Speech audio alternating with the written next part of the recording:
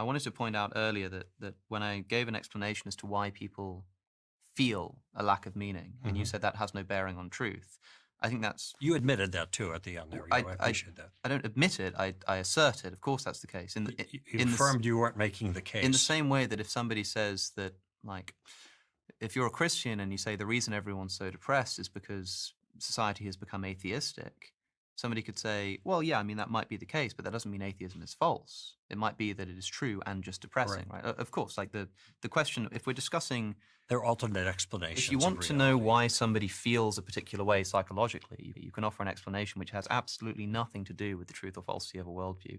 You can then separately discuss the truth or falsity of a worldview, which you've then gone on to do with specific reference to the problem of You really it consciousness. thinks it has absolutely nothing, or it can be experienced apart from the issue of worldview. I'm saying that if you're literally just trying, I mean, if the question I'm asked is why do people perceive a lack of meaning in their life, that's just a question about Mhm. their psychological constitution. That's Right. literally a question about why they feel a particular way. So if a person was a total nihilist, Yeah. didn't believe in anything was important, and then they were depressed and even suicidal, would you say there wasn't a link between that worldview and their Yes, feelings? there is, but what I'm saying is that the link between that worldview and their feeling has nothing to do with the truth of the Okay. worldview. You see what Yeah. I'm saying? Like it Oh, doesn't. yeah, I follow that. Nihilism can be true. Nihilism can be false. Right. Nihilism can be an unintelligible concept. It can still be the case that that person's conviction is Mhm. making them depressed. Right. Agreed. In the same Yeah. way that somebody could be a Christian and that makes them really happy, that doesn't mean Christianity is true. Someone can become a Christian and become really depressed. That doesn't mean that Christianity is false. What I'm trying to point out, it is just trivially true